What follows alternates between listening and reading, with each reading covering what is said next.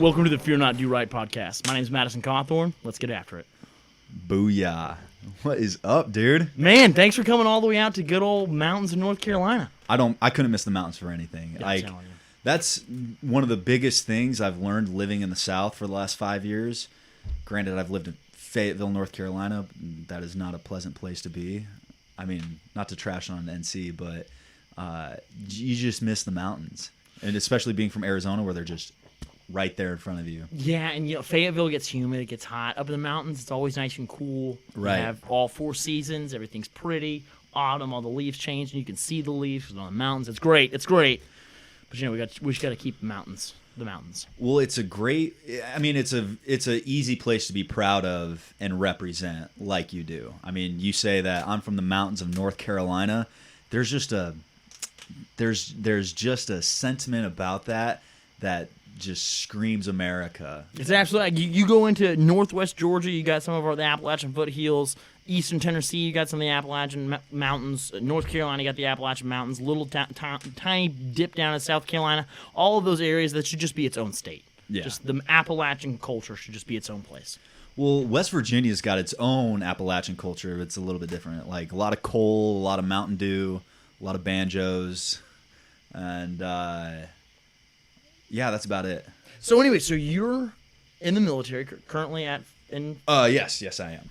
That's fantastic. And now you're also doing the Fear Not Do Right podcast. I've got a lot of things. I've got a lot of irons in the fire right now, but this has been the one that is been the most fun, I guess. That's great. So you're killing people for America, and you're also fighting for the culture of America. Well, the infantry is so deadly that they have to be monitored at all times so they don't kill themselves. It's crazy. There's just suicides out the wazoo at Fort Bragg. That is depressing to hear. Have you guys talked about that at all up in the House? We have. So, you know what? So I serve on the Veterans Affairs Committee, and you know what? There's so many people who do the push-up challenge or talk about, it's 22 veterans that die every single day. Now it's up to about 25 since the era of COVID. And that is talked about a lot, how many veterans commit suicide and how, we're failing them as a society, that kind of thing. But what is so depressing is that when we're actually starting to look into what's going on in the active duty military, it's something that's a conversation that's really not being had. And we have so many of our best, most lethal soldiers who are committing suicide because, for whatever reason, the military is not taking proper care of them. Our mutual friend, Morgan, she has a show, The Freedom Records. If you haven't watched it, she was on the podcast recently for first-time listeners. She's got a show called The Freedom Records. I highly recommend watching it. It's on Sunday nights every 2 weeks. But did you watch the first one with G. Van Fleet? I did watch that first one. Yes. That was harrowing to watch because as she's describing all these events that happened in the Chinese cultural whatever, it was eerily similar, especially seeing it from an active duty standpoint. It's like, there's a lot of parallels there that I'm not quite comfortable with. And you know what? I've actually seen that through a lot of history. I mean, you look over into Venezuela, one of the most naturally resource-rich countries on this entire side of the globe, who's now, they're killing rats to eat as food. Mm-hmm. You look at the fall and demise of the Roman Republic. You look at the fall of basically any great civilization. And so many of the parallels in the I think, what was it?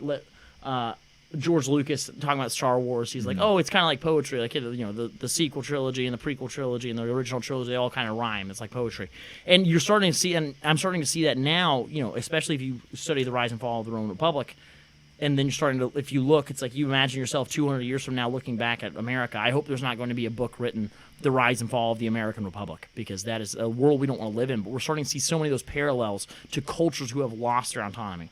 Well, honestly, you could probably write that book now because we've strayed so far from that original republic. I mean, I've heard you say much about that on the House floor. Yeah, you know what? I mean, getting to speak from the House floor is such an honor. Unfortunately, I feel a lot like a guy in history. It was called Cato. There was Cato the Elder and Cato the Younger. They were senators from Rome, and they were over the Roman Republic.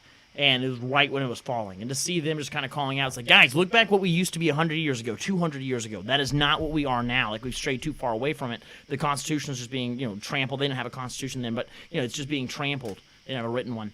And now, I unfortunately I somewhat feel like most of the members of Congress now who are calling us out, like I hope we're not going to have the same fate as those people who were calling out what the atrocities the Roman Republic was doing, how corrupt it was becoming, how much big money was playing such an influence into politics, how we were trying to get all of these people who were taking the land away from the people and them owning the country and them owning the actual soil and caring about the future of the world and just having it controlled by this, elite few or these, multinational corporations like BlackRock who are buying up houses like as a new asset class. But, you cannot have a corporation that lives inside of a home.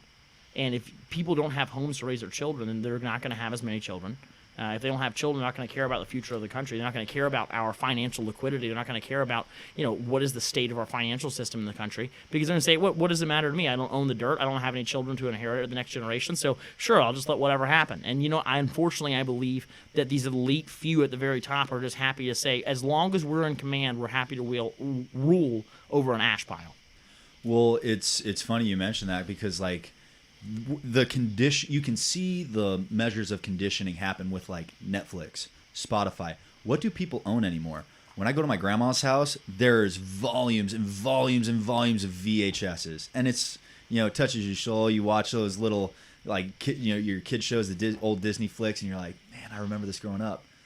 But now music, just as an example, music and television, as corrupt as it's become, nobody owns any of it. And I'm as guilty as charged. I'm listening to Spotify all the way driving up here. It's of course. You know what? This is one thing I talk about all the time. You'll be checking out when you're trying to get to a plane or something at one of the little shops in an airport, and sometimes the Apple Pay isn't working or something, and then you'll say, "Oh man, technology is great till it isn't," and everybody laughs. And it's like, I feel like we've lived in a generation where we have been very well served by technology. We've been very well served by the new forces and the new applications that we have through our big tech that we own now, and it's great. But I feel that we're getting to a point where we're about to very soon start having technology working against us. Yeah. And you know what? I mean, Elon Musk talks about all the time the dangers of AI. We hear about it from politicians on the right talking about the dangers of censorship on our big tech platforms. And we're starting to see just the very beginning glimpses of, gosh, maybe technology is making our world a worse place than it is making it a better place. And, I just hope that we're going to be able to have the wherewithal to say, hey, you know what? I love the technological advancements, but we have to do this in a humanist way. And, when I say a humanist way, I mean pro-human. I want people to be able to live great lives in peace and prosperity, be able to raise their children, be able to have a job, be able to worship their God, and, not have to deal with, these major world-ending events that we're starting to live through. I tell people all the time, I'm starting to get tired of living through historic events. I think I used to pray as a kid. It's like, God, you gave me this warrior spirit. You gave me this desire to want to lead and to protect my family, to protect my country, to make a difference. And I was like, why did you put me in the most peaceful and prosperous time in all of human history? Like, why did you not put me in World War II? Why was I not fighting against the Athenians? Why was I not fighting against the Persians? All these great moments in history, I felt like I was made for that. Man, I wish I didn't pray that prayer, because God was like, oh, you want hard times? Sure, here you go, son. And it's been wild. So I'm curious myself, because we're the same age, right? It was just your birthday yesterday. Just my birthday, yes. Happy birthday. I'm a 95 baby. 95, Where are baby. you at? You're 96? Yes, indeed. 96. Yep. So you just turned 27. 27, that's me. So how did you even decide that, you know what, I need to run for Congress?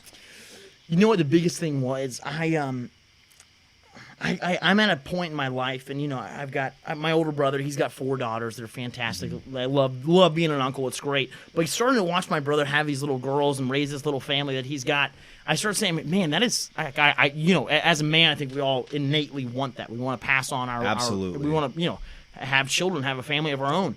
But then when I started getting those feelings, probably early 20s, like, okay, I'm about ready to start having kids at some point, maybe within the next decade, definitely have children.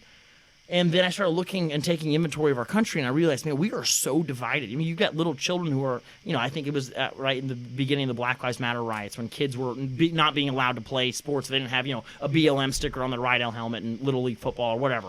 But just these crazy moments you're starting to see of where our country is so divided. And our children are starting to be used as political pawns. And I realized I don't want to raise kids in that kind of a culture. I want them to grow up in an America where we all love each other, where we are indeed. I don't care what color you are as long as you're an American. I don't care what party you're in as long as you're an American. We believe in this country. We want to make it better. But you know what? It's just there's a fight that has to be fought, and so I decided I just wanted to step up instead of just because growing up around our dining room table, because we're actually sitting right now in my backyard. We got a good fire going on. I got my German Shepherd Beowulf running around, and I was telling Kay that I grew up about 400 yards from here. And so when I was growing up, I was homeschooled all the way through. Best life my parents ever could have given me. It was amazing. But, whenever we'd get together at the dinner table, we'd talk about the news, or we'd talk about the current events, or we'd listen to Rush Limbaugh driving around, or all these great things.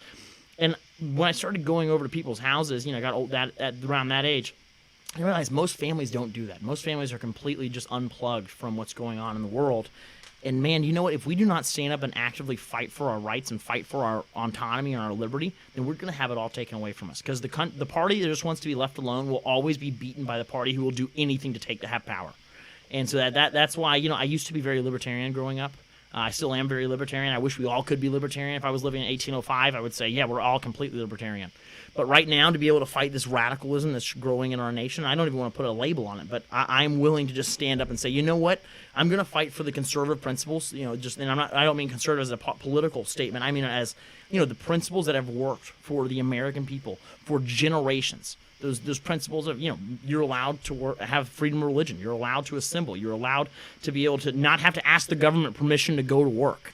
You're allowed to be able to own a firearm to defend yourself. And not just, and people always make the mistake that owning a firearm is for self-defense to defend yourself. No, owning a firearm is to defeat a tyrannical government if it ever grows out of its bounds. And that the government should always be afraid of the population that it governs, because those people should have the ability to decimate them at any time.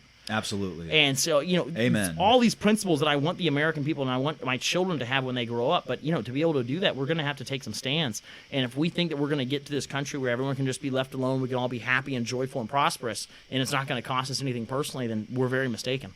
Well, when you look at the Founding Fathers, it was no small undertaking. It wasn't just like hey, boys club on the weekend, we're going to meet down at the pub, draft this bill, and, just airmail it over to King George. It literally cost them everything. When you look at the financial toll that it took on every single one of the Founding Fathers, losing fortunes, their homes, their families, their friends, their lives. I mean, how many patriots at that turn of the century were killed? If you think for a second, listeners, that it's going to be an easy thing to take back rights that you may not even know you've lost because we've just become so conditioned to living without them. Say, govern me harder, please. Yes. Yep. You're in for a rude awakening. And I think that you've been awakened a little less rudely than some of these folks will. Yeah, I think that's absolutely right. And the one thing I just love, talking about that patriot generation of our founding fathers, isn't when you start reading the Declaration of Independence, where they authored that from, and where they said they sent it from, and obviously it took a while to get there. It was a port city, and when they authored the Declaration of Independence, they did it inside of a port city, and they were sending it to the king of the greatest naval superpower the world has ever known, the greatest empire the world has ever known. And it said, hey, we're right here on the coast. We're not hiding on the inland. Come on and try and get it to us. I mean, sure, they might have to go at some rivers, go through a few levees to be able to get there, but it was a port city. And for them to make that kind of a statement, say, hey, we're not taking your rules anymore, and, we don't want to fight you, but if we have to, we will. And if you want to come try and get us. And, one of my favorite things to do on a tour is when we're going through the Capitol building, and you get into the rotunda. I love that. I'll turn around in my chair and roll backwards whenever I'm taking the tour through, because I just love to see people's faces when they see the rotunda and they look up, and it's awe-inspiring. It's amazing. And, there's this actual beautiful painting that goes in the 360 all the way around. And, it ends right here in North Carolina with the Wright brothers taking flight. The ending of the painting is America taking its rightful place. And then if you go one directly over, it's the beginning of the painting. And then right there, you see kind of Manifest Destiny with her beautiful shield. You see Christopher Columbus coming. You see Christopher Columbus's death. And then you start seeing John Smith come, all the pilgrims, all these wonderful things. You see us bartering with the Native Americans for our Thanksgiving when we actually were allowed to. We can grow corn. We can live. This is good. But then you keep going through it, and then you all of a sudden start seeing in a photo, it shows us writing a Declaration of Independence and shows George Washington. I believe it's him taking command, accepting his command of the Continental Army, and then you see this kind of ragtag group of about 6 or 7 people in a pretty mismatched uniform thing, kind of shooting off to the right, and then you go over, and then you see a British officer on a horse, and maybe he was British, maybe he wasn't. They had a lot of German mercenaries, but then you see about 3 or 4 or 5 ranks of 5 deep, little rows of perfectly uniformed in rows Brits here to kill the patriots who just declared their independence away from Russia, away from England, not Russia. And then as we were starting to look. And I always tell people, do you see how the small numbers there on the left versus those on the right? And they're like, oh, yeah. It's like the reason they painted this, I believe, is because when you think about it, only 3% of the actual population of the colonies actually rose up and agreed to fight against England in that time. Because you have to remember, there's a lot of people that, maybe couldn't fight. Maybe they were too young to fight. Maybe they weren't, a good match to have on the battlefield. There were a lot of people who were actual loyalists because these people were English. They grew up English and they were loyal to the king. And so they were having to fight against their neighbors. They were having to fight all against all these people. But I just love the idea to remind people that that small force, that small 3% of our colony was able to defeat and fight a war of attrition that ultimately led to our breaking of our chains from this English empire. And it was just so amazing. But that small 3%, they sacrificed a lot. Many of their churches were burned down. Many of their families were hung. Many of them were hunted. Many of them lost all of their fortunes. But look at this amazing world they created. You have you and I, 2 young guys sitting here who idolize these people as the heroes that they truly are, who set off this inferno of freedom that took the entire world by storm. So how would you say the current United States of America bears that sentiment? I mean, you're traveling around a lot, and it's a bold mindset. You know what? It is. And I hate the fact that, I think that, what is it, Christopher Columbus Day? It's a day, correct? And they changed it to Native American Heritage Day or something. Oh, they changed it. I believe they tried to change it or something, but everyone always talks about how he's this evil colonizer and all this bad stuff. And of course, there were, whether the blankets were laced with genocide on them or not. A lot of people died from us bringing over a lot of the diseases we get smallpox from blankets. Smallpox, yeah, but the diseases we normally get from living around livestock that most parts of the other world, if you read a great book, Germs, Guns, and Steel, kind of talks about how people who grew up with livestock are just phenomenal conquerors, and that leads a lot to why we are so great. Really? Yeah, Germs, Guns, and Steel. It's a book that everyone has to read. It's phenomenal. It really is. So growing up with livestock, having a livestock around, higher immune system. And then we are completely immune to a lot of these diseases that just would wipe out complete civilizations. Interesting. And I think it was something devastating. I think it was 80-90% of the Native American tribal people died, and which is just awful and really, really sad. Yeah. But to sit there and just say that you can say whatever you want to about Christopher Columbus, but if you look at our founding fathers, people who came here several hundred years later, or several decades later, look at what they did in the 1700s to create this amazing country, which is the greatest force and driver of a cultural revolution, of financial freedom, that created the greatest financial system. I give a lot of thanks to that, to Hamilton, to raise up more people out of the oppressions of poverty than any other system the world's ever known. Those people are heroes, and they deserve to be treated as heroes. But when we are trying to raise an entire generation to hate our founding fathers and to hate our values, it's something that's never been tried before, but it's saying, hey, you know what? Let's just try and actually take over the minds of their youth. And I think it was someone in Nazi Germany that actually said, you give me the next generation, I'll give you the future. And that's exactly what they're trying to do. And it's evil and it's wrong, because they're starting to say that, we should be so depressed and heartbroken and ashamed of our founding. It says, no. These people came into an evil world, and when they died, it was a better place. Absolutely. Well, you see the... oh, man, I got a bug in my throat. Kind of talked about the Johnny Appleseeding thing, where it's like, you're planting seeds today, right, for 50 years from now. Nobody does that anymore. And back then... they were like, all they were doing was like, every decision they made, they knew it was going to affect 50 years from now. Like, they were like, hey, listen, we're going to we're going to sacrifice everything. Destroy our reputation. People are going to hate us at the supper clubs.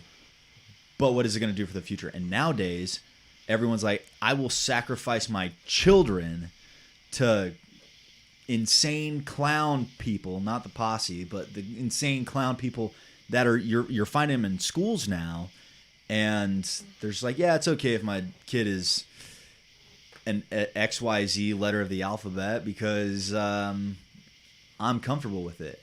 I don't even know what.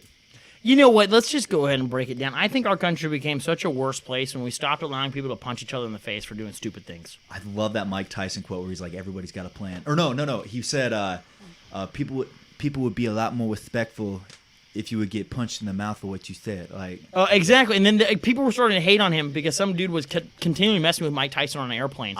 And Mike Tyson stood up in first class and bam, just nailed this dude. And I was like, you know what? And people always say, "Oh, well, an armed society is a polite society." It's just. When people used to face repercussions for their actions, they were so much wiser. They acted with so much more decency to one another. Well, but now that they were just as dangerous too, because it was like, hey, listen, I know the implications of what I'm capable of. Exactly. Right. Like when I walk around and I'm carrying, I have a pistol on me, I have a rifle on me. It's like I know that the minute that this is entered into the equation, everything changes. Everything changes. Yep. Everything. And I mean, you were just kind of doing that training out in Tennessee. Yeah, where it's like you guys did force on force, right? It was force on force. Was it like the UTM rounds? UTM round. They hurt just enough to really make you not want to lose.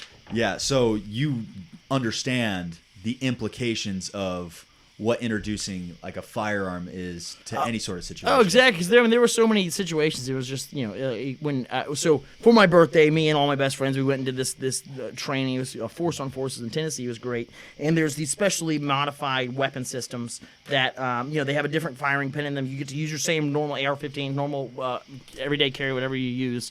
And so I had a 2011 in my little short barrel rifle, and then they had been trained to shoot these things called UTM rounds. And so it's just like a little paint marker. Little that paint comes out. marker that like a little plastic leaves piece a good welt on you, but it's not going to kill anybody. And there were just so many crazy situations where one, we were doing kind of just training of okay, let's say we're going into a house, we know there's an active shooter in it, we're going into this situation, and normally the room would be changed around so you don't know what room you're entering, and then you have to start kind of clearing your way through this room, and then what was so difficult is there would be non-combatants, people with their hands up. But then as soon as that guy was acting like he was a non-combatant and then grabbed a weapon, everything changes then. Then deadly force is pulled out, and it changes everything. So now we know who to call the next time there's a shooter in Uvalde, Texas. Exactly. I'm not going to be getting hand sanitizer. I can promise you that. We're gonna call the suit in a wheelchair in Washington, D.C. to come dissolve the problem that dudes with plate carriers and rifles and hundreds of them can't solve in an hour and a half. Yeah, I'll tell you that it was really fun getting to figure out, kind of room clearing tactics for a guy in a wheelchair.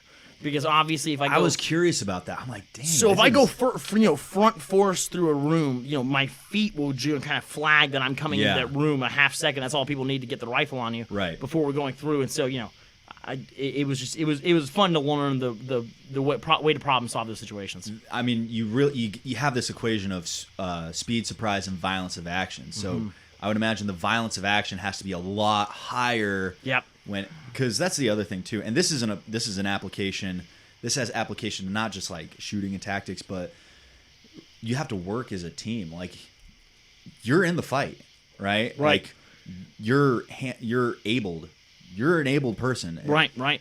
You can shoot guns. You can do everything else. Where it's like, okay, well, how do we incorporate that into the team? Yeah, because it's like, if I could choose a team for my boys to run into a situation like that, I would hope that I'm not on that team. Because it's a liability having a wheelchair. But if I'm in the situation, then I want to become an asset to it. And it's just, you got the speed, surprise, violence of action. The one that I found that worked the best for me is kind of just being a ghost.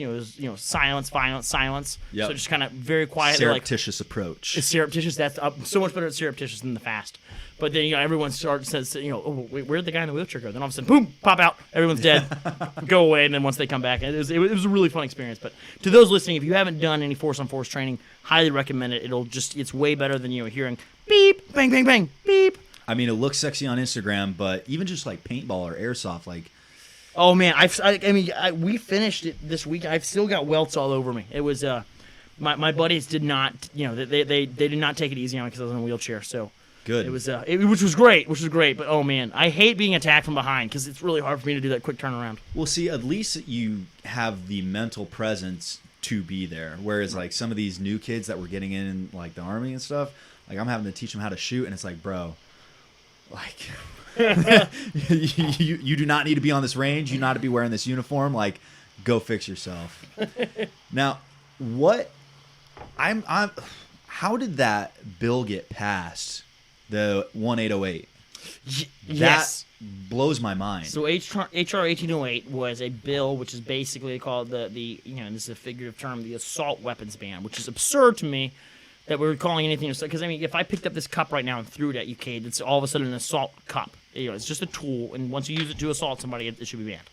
And that's what, but they're saying that anything that is this whole made up idea of assault rifle. They're trying to use the name Armalite rifle to say, oh well, AR stands for assault rifle, so we're going to get rid of all AR-15s.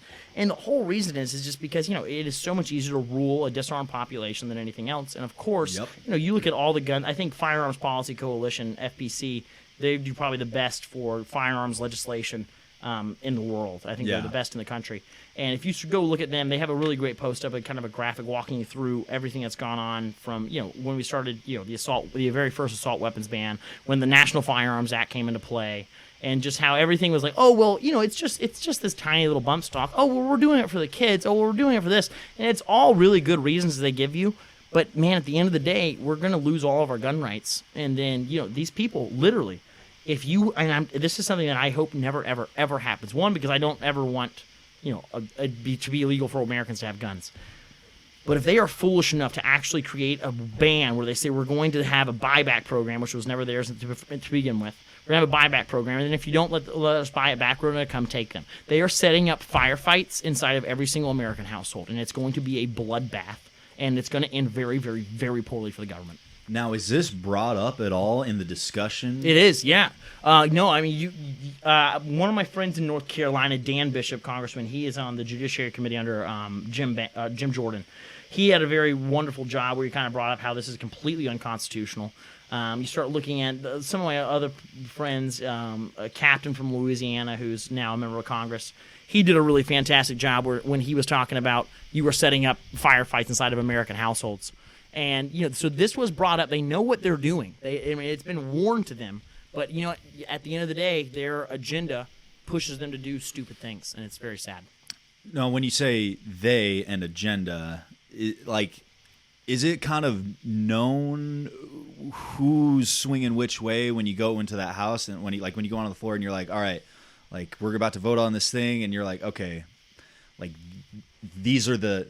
when we refer to as they, right, quotation marks, so almost every member of Congress has either a book. I have an actual poster of every member of Congress that is in play for that day's decision making. That my staff will go up and put all of the members' faces on a wall, and then so we can go through and you can use a laser pointer and be like, okay, so this member of Congress from South Carolina has talked about banning firearms before.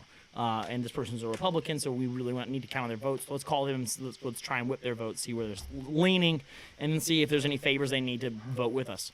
And then, when you start looking at all of these incredible situations, you very clearly know on the House floor who they is. The thing that is sometimes harder to know is who's pulling the strings within the three-letter agencies, who's pulling the strings within the executive branch. And you know what? I don't know who that dark hand behind the door. But there's definitely kind of a group that's making decisions for people, and you can tell there's an agenda that's being pushed for, and it's your intelligentsia class. It's a lot of people all around, but it's a very sad state we find ourselves in when we're having to have these discussions in the House floor. It's like you are literally trying to create a situation where Americans will be in gunfights with their own law enforcement, and it's very sad. And then when you start I found out in a bill recently that some of the money we had allocated to the IRS. For tax collection, they've actually using to, I believe it's 5 million rounds they're trying to stockpile. They have 4,000 weapons. They want 5 million rounds for them. Why our tax collection agency wants, and to anyone who says taxation is not theft, your tax collection agency, the Internal Revenue Service, is literally trying to create a militant arm of their wing in case they ever need to forcefully go get taxes. Which they are not a part of they're not a part of the government at all. The IRS is not a badged group. They're not a federal agency. They're not. So the Federal Reserve, they are not a federal agency. The IRS, the Federal Reserve, the IRS. IRS is they are part of our government. They are part of the government. Yes, but why? We have certain agencies that are authorized to use lethal force. The IRS is not one of them. How in the world do they even find guys to take up a gun and be like, "Hey, do you want to pull triggers for the IRS?" What sort of mental gymnastics do you have to do to be like, hey, I want to go pull triggers for the IRS? Even if they're paying like $300,000 a year, I hope most people be like, no. That's how you become the most hated person in any town in the world. Oh, absolutely. Yeah. It's like what's that movie? Dinner for Schmucks, Zach Galifianakis. Exactly. Oh yeah. Like that's who I imagine working for the IRS. Like that, like that goofy laugh. Oh, that's great. So how long have you been in Congress? 2 years now, right? Coming up on 2 years. Coming up on 2 years. 18 months so far. What has been the biggest shock in your time in office? Biggest shock is what I call the Una Party. The Yuma Party. Una Party. And it's Una kind Party. of just where people, they'll run on radically different platforms, Mm-hmm. and then they'll get elected, and they'll legislate the exact same way. I mean, you look at George Bush and Barack Obama, ran on totally different platforms, but almost all of their actions as president. And I'm not talking about their speeches, not talking about what they did to culture. I'm Right. talking about their actual policy legacy that they left behind, what they actually did in office. They are the exact same. Yeah. And you do that in members of Congress, and it's who, like, we kind of both have this understanding. Well, when we're in the minority, we're going to rattle our sabers and make a lot of noise. But then when we're in the majority, we'll still do what we need to do. I mean, you look at Paul Ryan. He talks about trying to have, cutting down the deficit and paying off our debts as much as possible. But then when he became the Speaker of the House, he increased spending by ridiculous amounts. And it's just, it's a very sad situation when. This is one thing I hate about the legislative branch, whether it's in your state governments or your federal government, is you can know what the right move is as a single member of that body. Mm-hmm. You can know what the right move is. You can know what the right thing to do is. You can know what honor demands of you. You can know what your God demands of you. But you can't do it unless you can convince, in Congress it's 217, 218 people. Unless you can convince all of those people, you're not going to be able to accomplish your goal. And so you have to have 50% plus one of the vote to be able to get anything done.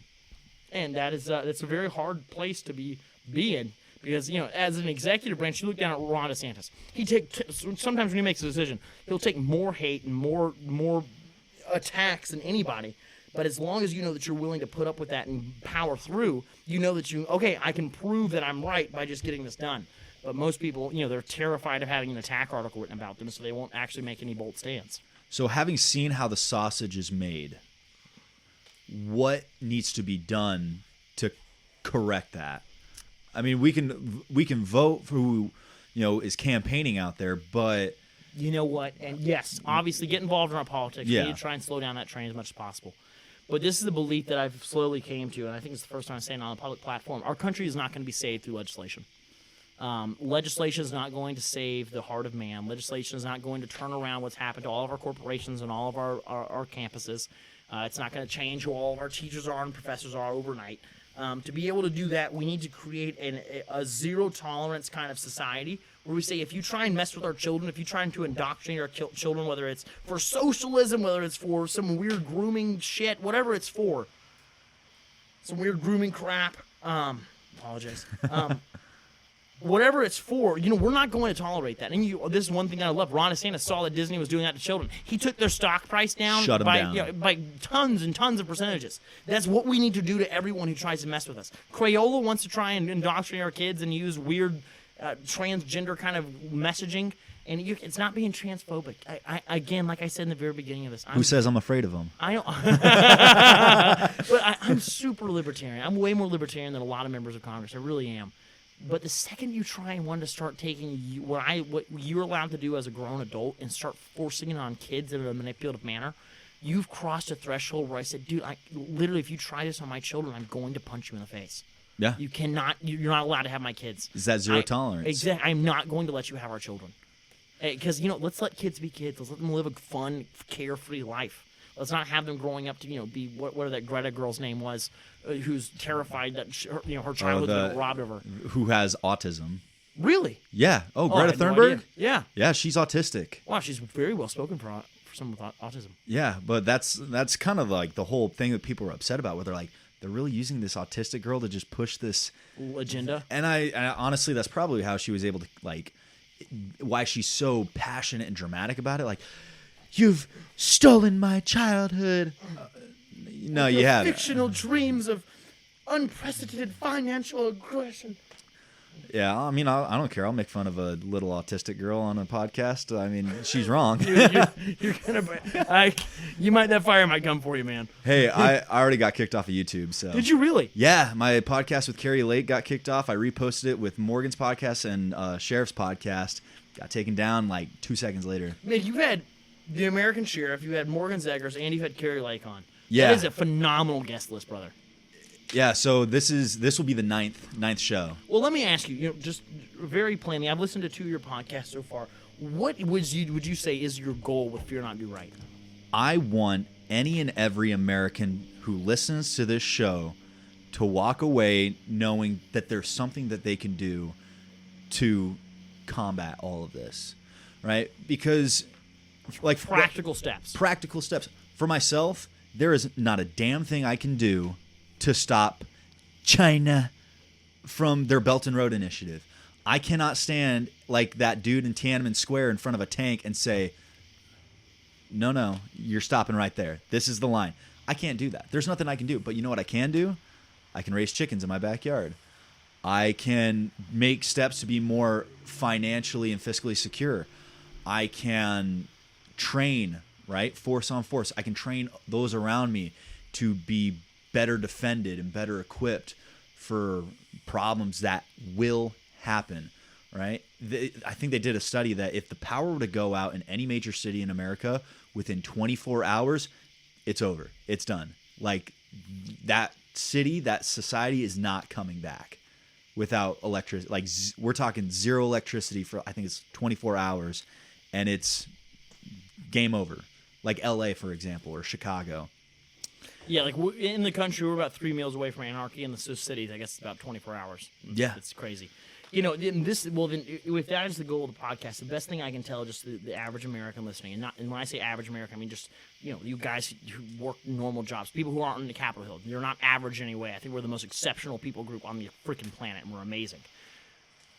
But just to your everyday American who's not working, who can't go put their voting card in the machine on Capitol Hill and say, yes, I want to have this law. No, I don't want to have this law. The best way that you can combat what's going on, this kind of agenda that's taking over the world, whether it's the World Economic Forum, whether it's China with their Belt and Road Initiative, whether it's our own government, is to become ungovernable. And it's several of the things that you just said. I mean, it's have some land. Have a few chickens in the backyard, maybe have a cow, have some goats, learn to garden and garden damn well, learn to be able to defend yourself and your family, have arms and enough food stored up that you can provide for your family and your community for weeks on end, maybe months on end. I mean, my family and I, we could all probably last for 2 years before we needed to desperately start looking for food. Oh, yeah. And you know what? And that's the way you need to be. And I think it's creating a culture around us where we all start thinking very local.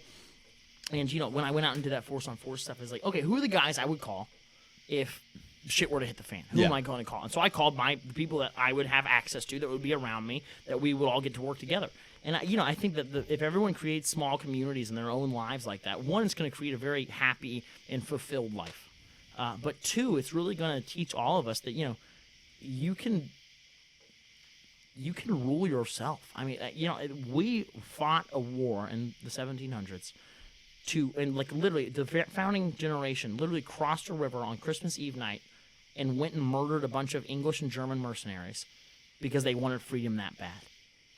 And we are the inheritors of that legacy. And you know what? We need to have that same feeling about themselves. That's saying, hey, you know what? If we need to fight a war of attrition, if we need to be able to be ungovernable, whatever it takes, I think you're going to have a more fulfilled life because you're going to become closer to your neighbors and have a good community around you. But two, you know what? You're going to become this incredible thing, especially as young men in today's generation. So many of us are raised to sheathe our competitive instinct, to not be too forceful, to not that our masculinity is toxic. So no, you should own that. You should own the fact that God made you masculine, that God made you want to be able to be competitive, that God gave you this edge, this need to lead. It's an incredible thing. But then we need to learn how to sheath that because, there's a big difference. And a lot of people just want men of today's culture to be nice guys. But there's a big difference in being a nice guy and being a good man. Mm-hmm. And Jesus was not a nice guy. Jesus went and ruined people's, entire careers by flipping those tables and pulling out a bullwhip and beating the hell out of people. And you read in Revelation, when he's coming back to the earth, he's coming back with a tattoo on his thigh, with a cloak dripped in blood, and with a sword of fire in his hands. He's not a pushover guy. And meekness in the Bible is not synonymous with weakness. It's perfect power and perfect control. And so I think our practical steps is, to become ungovernable, learn, buy some actual books that if all the power was to go out one day, you can have the actual literature that you would want to pass on to the next generation that you'd want them to know. That's one of the things I'm doing. So I actually got this idea. I was listening to Joe Rogan's podcast with love his podcast. Kristen Beck, of all people. So they were talking about, or it, he, she, it. I don't know what. I don't know how any of that works. Them were talking about buying a set of a full encyclopedia from every decade, and then shelving that, because it's like that's the internet, more or less, and then every decade things are changing. Like you see the Merriam-Webster's dictionary, they're changing definitions left and right. They're like, oh yeah, recession doesn't mean this anymore, or woman doesn't mean this anymore. Like in the dictionary, they've changed the definition. They've changed the definition of a woman in the dictionary. So having those, like I heard him say that, I'm like, oh, I need to do that. I need to do that because, and it falls back to, I have this patch that I wear on the back of my helmet, and I've had it on there for years, but it says, "No one is coming. It's up to us." And then I pair that with it's in my Instagram bio. What would a free man do? Ooh. What would a free man do? Government's going to take your guns? What would a free man do? Can't put a stock on that rifle? What would a free man do? Can't have a barrel length so long? What would a free man do? Now the ATF is listening to this podcast. As soon as I came on, brother, I promise they started listening. Hey, but you know what? That's good, because if the ATF listens, that's just more viewers for me, right? Thanks, guys. Yeah. But it's that... Just so you know, ATF, if you're listening, I will disband your organization one day. Just heads up. We're high-fiving right now. High-fiving across the table. But no, it really is that. What are you going to do? When the cards are down, what's your decision-making process, and what action are you going to take? What decisions can you make? Or do you even have the ability to make decisions? And nobody does anymore. And it's just like you're talking about. They want to sheath that competitive, that drive, that, I love that, need to lead, because it is so just, it's there, man. It's there, especially in, like, I guess you would call, say, macho testosterone. I mean, we should be peak testosterone levels. Like between 25 and 32, peak testosterone. Peak testosterone, like you should right just here. be a freaking monster. And like you said, being meek.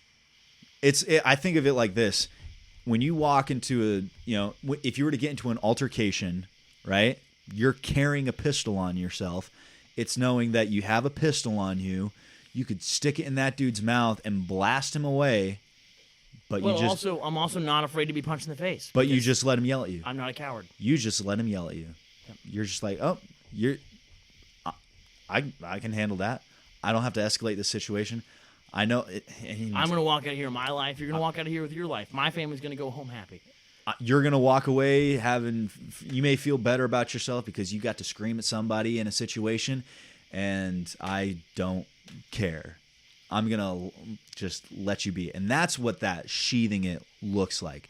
But sheathing it doesn't mean putting suppressing it away forever. Putting it away. Just dismantling it. Well, it's like the Mel Gibson movie, The Patriot. He's got that box with the tomahawk and the gun and the pistol, and he puts it away. He keeps it away. He's like, "Hey, Thomas, don't touch just put it away. No big deal." And then he shoots his kid, and then they take his other kid, and then he's like, "It's on like Genghis Khan, old son." And he puts on a spectacle. Yeah, that's one scene in there when he's hiding behind the trees. He's got different muskets all lined up behind the different trees, and throws the tomahawk. It's just the best movie in the freaking world. Everyone should just watch it. It should be required learning to just watch that movie and say, this is what a free man would do. Yeah. And then watch that movie and say, are you comfortable with the things that are happening now? They threw the tea in the harbor over a 3% tax. We're paying 37%. Yeah. And then we're being taxed on top of what we spend on that. And then we're being taxed when we die. And we're being taxed on what we spend of what we don't get taxed. Yep. And then we get taxed. It's just at every single level.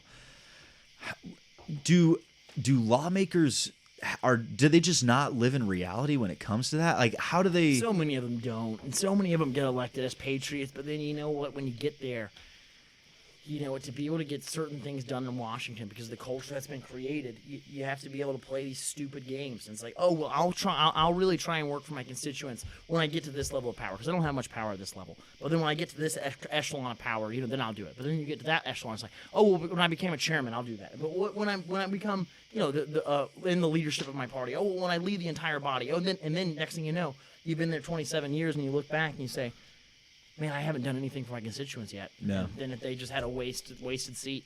So there's levels within Congress then. Tons. Oh, tons of levels. I didn't know Congress. that. Oh, yeah. I thought it was just like you got elected and it's like, well, you're part of the 435? No. Yes, and so that's how it should be. 435, you should all be one. You know, that's exactly how it should be. But unfortunately, it's not because you know what? It's just you know, I think actually Thomas Massey and Jim Jordan should be in command of Congress. They're the most honest legislators you ever met. They're incredible. But we have very few members of the legislature that are like that. And, you know, the real place that legislation gets made is on committees. Okay. And then to be able to determine, you know, what kind of legislation you're going to be viewing that day, you need to be the chairman of that body. And, you know, the chairman has to dole out favors so they can remain the chairman. It's all about obtaining favors and giving favors. And so you give a favor that gets you a favor. And there's some unspoken rules to it. It's a lot of just, you know, it's really just becoming friends with people. Yeah. But it's really hard to become friends with people who are okay with, you know, watching our world burn and my country be destroyed. So I'm not great at that part of the game. Yeah, it's got to be. I'm great with the people. Very, yeah. I am beloved in almost every town in the country that's not a major city. But, man, you start making me have to get along with legislators. I'm like, dude, you're wrong. You know you're wrong. You know you're lying piece of whatever. And just stop being a prick. But they don't care. That's got to be so tough because, I mean, I'll see some of these clips, like that people post them on Instagram from C-SPAN, and you'll see, like, Nancy Pelosi talking about something, or, you know, some of these other, you know, left-leaning legislatures, and you're like, how do you not just roll up there and grab them by the shoulders and just shake them until they stop breathing? There's a lot of it is just like, you know, you respect them for being elected by 700-ish thousand people. And it's like, you know, I represent 740,000. And so then, like, you know, wow, you have an opinion that 700,000 people hold. Like, that's insane to me. Yeah. But that's it's just that's why we always have to be a republic, because this whole one-size-fits-all thing.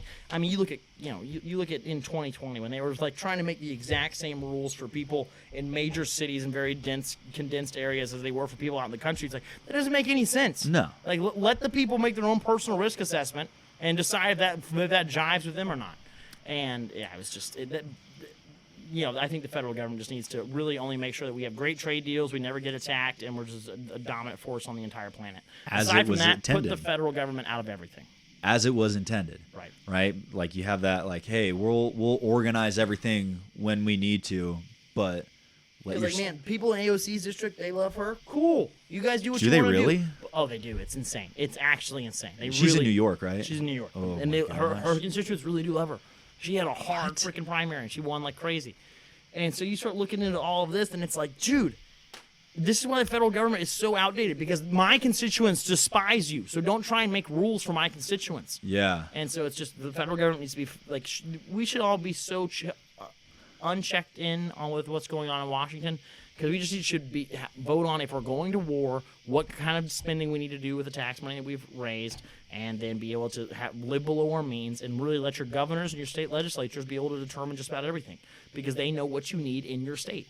I like the way you put that. Like, don't make rules for my constituents. Right. That there's a level of ownership there. Like, hey, these are my people. I represent them. You know, I'm sure you've heard. My dad talks about all the time. He's elected by the people. He represents the people. He protects the people. That's to say, if a third party were to come into, say, Pinal County, guess who's going to protect the people? The Pinal County Sheriff's Office. They're going to show up and do their job. And they're a constitutional law enforcement agency. Yeah. And so when you say, like, hey, AOC, you're not making rules for my people, right? That just has a sentiment to it. It's like, oh, that makes so much more sense. Why do you think they? Do you think it's got to be just because they have ulterior motives in the office? Yeah, it's so hard to speak to, but I mean, most of these people, they love the fact that the federal government gets to make rules for everybody because, they love the power. I mean, it's very addicting. It's very addicting to know that, whatever decision I make is just as impactful as it is to people that I've never met on the other side of the country as it is to people who live in Henderson County. And so, I mean, that's an addicting thing, and a lot of these people completely live off of that. And, most of the people in Congress, they had pretty sucky lives growing up. They were kind of nerdy or whatever, and now they're all of a sudden all really important. They see their name in the paper every other week, and so they love that, and they get a high off that. But it's a really sad state. We need such a great statesman in office right now to be able to navigate these waters because, man, our country's on a knife's edge right now. We really got to take care of it. And note that he didn't say politician. You said statesman. Yeah, and, when I say statesman, I'm a representative for my constituents, my people, who I will defend and die for any day and kill for. I love my people. But there have been a couple votes that have come up that I have a personal feeling about, that my constituents I know feel a certain way, and I'm like, you know what? If I was voting for Madison Cawthorn, I would vote this way. But because I'm voting for the 700,000-ish people that live in Western North Carolina, I'm going to vote this way. There have probably been about 4 or 5 votes where my personal views have been at odds with those of my district. And so I voted with my district on all 5 of those, but it's just that's a very hard thing to do. Yeah. Because, sometimes you get attacked like, wait a minute, why do you believe that? I'm like, well, really? You say, I'm representative of my people. I do. I abide by their will. See, I would have a problem with, let's say 90% of a bill I agree with, but then there's one clause in there that's I'm Dr. No. No. Yep, I'm like, you know what? You tell me. You actually do that? Oh, I do that all the time. Hell yeah. I get attacked all the time for voting against this Violence Against Women Act. And so they're like, oh, you believe in Violence Against Women? I'm like, no, I don't. But the Violence Against Women Act was only 70% of that. The rest of it was awful. The rest of it was really shafted members of the military, and I'm not going to be a part of that. Yeah. Or this whole thing about, there's just, I hate the fact they're so good at naming bills to make elicit an emotional response from people. But it's just most people don't have the time to sit down and actually read the bill to understand that, oh, wait a minute. Wait, where does this extra $700,000 go to? Oh, this goes for Drag Queen Story Hour inside of all public schools? Oh, no, I can't vote for this freaking bill. And although it's to save motherhood and puppies. And so it's a wild day. So are there any bills right now that Americans need to be paying attention to? Calling their representative about? 1808 was the last big one for a little while. We've had 2 really big ones that came up. So one is the one that we use to actually fund our military, which is great, but they sneak so much bad stuff into it. I voted for it last year, but this year they snuck too many things into it. And I was like, I can't sit by and have that. And then but right now we don't have a lot of bills that are in the hopper right now that we really need to focus on. We'll know, but we'll recess from August through until the 3rd week of September, and so there's not a lot that's being pushed right now. We're just doing committee work, but once we get to the point, I'll start bringing them up again. How can people be more aware of what's happening in the House? Because I feel like a lot of this stuff, 1808 was really the first one that kind of hit me in the forehead, and I was like, oh, this is bad. There's 52 pages listing every single firearm that they want banned. I own all of them? Yeah, I own all 52. Exactly. Just kidding, I don't. I wish. I'll just buy 52 high points, And then you can jam 52 times all in one day. Well, they're drop guns. Yeah, let's just drop it. Yeah. I've got a bunch of good. I have a bunch of not aim points, but I have a lot of what are they? M&Ps that they're just kind of my handout guns. I'm like, if it ever really hit the fan, I need all my neighbors to have guns. I'm like, here, you guys take these. I don't actually care if you keep them or not. And then you're just going to be all Gucci with your 2011. Oh man. Is it the staccato or the You're going to hate me. Oh, you're going to hate me. No, I don't have a Nighthawk. I do not have a Nighthawk. I just want to make that clear. But you're going to hate me. I have something even cooler. I have the John Wick JW3 2011, the Combat Master, and that thing it shoots like butter. It's cheating. It's cheating. It's cheating. It's heat-seeking bullets. It's cheating. And then you love it so much. Yeah, I love it. It's just oh my gosh. So I carry my staccato every day. That's my carry gun. But then whenever I want to throw down, that's a bold carry gun. Yeah, well, I'm in a wheelchair. I've got a lot of room. You do. Yeah. Well, see, my thing is I have a couple of cheapies that I'll use as my primary carries, But just because that way, if I ever have to actually shoot somebody, I'm not upset when the cops take it. Exactly. So it's like going to take 7 months for the investigation into it, and it's just, it's like, I was just saving my life. Like, you're welcome. Now, Madison, I've been asking this towards the end of every podcast. Hit me. How do you take your steak? I'm a big steak guy. I don't know if you see my Instagram. I literally did 6 months of a ribeye every night. So if you look right behind me, we have a green egg right behind me. I will make you the best steak you've ever had in your entire life. Challenge accepted. I'm dead serious. Like I will challenge you to a steak cook-off because that's deal. Bold. And we both know who the judge is going to be. We won't say the name, but we both know who the judge is going to be. Yep. And but I take it medium rare because I love my life. Yep. Do you use a thermometer? Oh no, no, I don't. You just go by feel, gut instinct. I know exactly where it's at. Okay. I know, yeah. Okay. I get the right thickness. My butcher gets it exactly how I like it. So on a green egg, I know exactly how long to cook it. What's your cut that you usually go? Like when you go to your butcher, you get your steak. What are you usually getting? Just normally just straight up ribeye. Just a ribeye. Yeah, but I have where I get my cows from. They're Black Angus and Wagyu bulls mix, so it still has the good grittiness. Yeah. And then I dry age it for about 30 days. And then we throw down. Then you get some black truffle balsamic vinegar kind of on the side. Oh, you go real fancy. You get that good crusty, just like, it kind of crunches when you cut through it. Yeah. Then you dip that in there. Oh, man, it feels like God just came and said, son, good job, my good and faithful servant. This is what I intended cows for. Yes. Like what you're doing to this cow right now this is why I created them in the first place. Thank you, Father. Thank you so much. That and my other thing I can cook really well is lamb. Lamb. Yeah, lamb racks. I can throw down. Oh, I thought you were talking about me. Oh, big guy. Oh, just stop it. Stop it. So where can people come find you? Where can people support you? You should go. You follow me on social media. Both, I think they're basically all just Madison Cawthorn. But yeah, hunt me down. Follow me. Yeah. I'll keep you informed. Yeah, and then what's going to be the next move for you, man?